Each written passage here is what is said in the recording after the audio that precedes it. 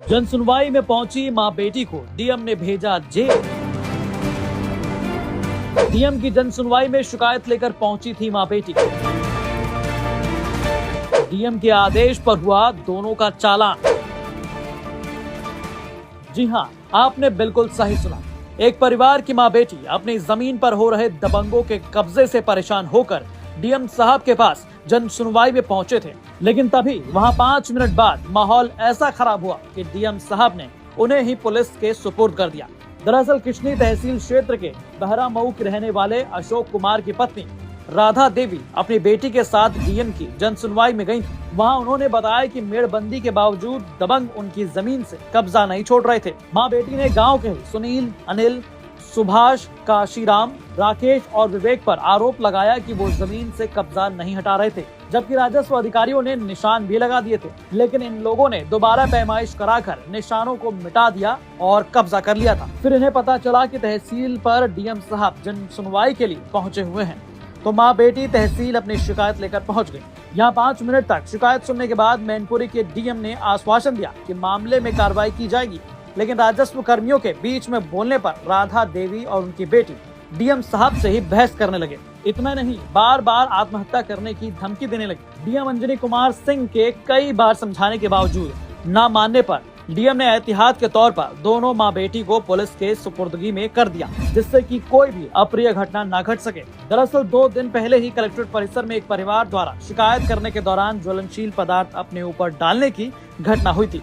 उसी को देखते हुए जिलाधिकारी मैनपुरी ने सुरक्षा के दृष्टिगत ये कदम उठाया, जिस पर पुलिस दोनों महिलाओं को थाने पर लेकर आ गई और शांति भंग के आरोप में दोनों का चालान कर दिया। हालांकि दोनों महिलाओं को एसडीएम किशनी गोपाल शर्मा ने सख्त हिदायत देते हुए ऐसी घटना की दोबारा ना की जाए, इस पर जमानत दे दी। कल संविधान दिवस पे मैं स्वयं बैठा था किशनी तहसील में। एक माँ और उसकी बेटी करीब 22-23 साल की आई, उसका नाम दिव्या था। उनकी एक समस्या थी, उनको धैर्यपूर्वक सुना गया। करीब 5 मिनट मैंने ही सुना। उस एक वीडियो बना के लाई आई थी खेत का अपने, उसको भी देखा। तत्काल आदेश भी जारी किए कि उनका जो भी आंशिक रूप से अतिक्रमित है खेत, उसको खाली करा के अतिक्रमणकर्ताओं के विरुद्ध कार्रवाई की जाए। और एसडीएम ने भी उनको सुना, लेकिन मुझे लगता है किसी के बहकावे में आकर उसने तत्काल आत्महत्या करने की धमकी देनी शुरू की। उसको शांत करने का बहुत प्रयास किया गया, उसको समझाया गया, लेकिन वो आत्महत्या करने की बात बार-बार कह रही थी। तो इस आशंका से ग्रस्त होकर कि कहीं वो आत्मघाती कदम न उठा ले, पुलिस की निगरानी में उसको पुलिस बुला के पुलिस की निगरानी में दिया गया और पुलिस ने भी उसको समझाया। धीरे-धीरे उसका आवेग शांत हुआ तो उसको अपनी गलती समझ में आई। तो लगभग 2-3 घंटे के बाद वो क्षमा याचना करने लगी और उसको मुचलके हुए छोड़ दिया गया। तो जो कदम उठाए गए उसके प्राणों की रक्षा के लिए उठाए गए और कोई इस तरह का आत्मघाती कदम न उठा ले। मैनपुरी में पहले 1-2 घटनाएँ ऐसी हुई हैं हाल में ही, जहाँ पर दबाव बनाने के लिए लोगों ने आत्महत्या करने का प्रयास करना दिखाया और उससे माहौल खराब हुआ। साथ में वो लड़की जो थी वहाँ पर पब्लिक ट्रैंक्विलिटी, लोक व्यवस्था को भी भंग कर रही थी। बहुत तेज आवाज़ में बोलना, आत्महत्या की बात करना, तो बार-बार समझाने पर जो वो शांत नहीं हुई, तो उसके लिए बेस्ट यही लगा मुझे, सबसे सर्वथा उपयुक्त कदम ये लगा कि इसको निगरानी में रखा जाए, ताकि इसका आवेग शांत हो। अब इस बात को तोड़-मरोड़ कर सफ़ेद झूठ फैलाया जा रहा है कि उसको जेल भेज दिया गया। सच्चाई ये है कि उसकी समस्या पे कल ही राजस्व टीम गठित कर दी गई, कल भी राजस्व टीम उसके यहाँ गई थी और आज भी वो राजस्व टीम अपना काम कर रही है। हम मेरी समझ से अभी जब ये रिकॉर्ड हो रहा है तो पैमाइश हो चुकी होगी और उसको कब्ज़ा दिलाया जा चुका होगा। वो माँ-बेटी भी अपने घर पर हैं, कल ही से सकुशल हैं। केवल उसका आवेग देखते हुए इस आशंका से कि कहीं वो अपने आप को कोई क्षति न पहुँचा ले, उसे निगरानी में रखा गया।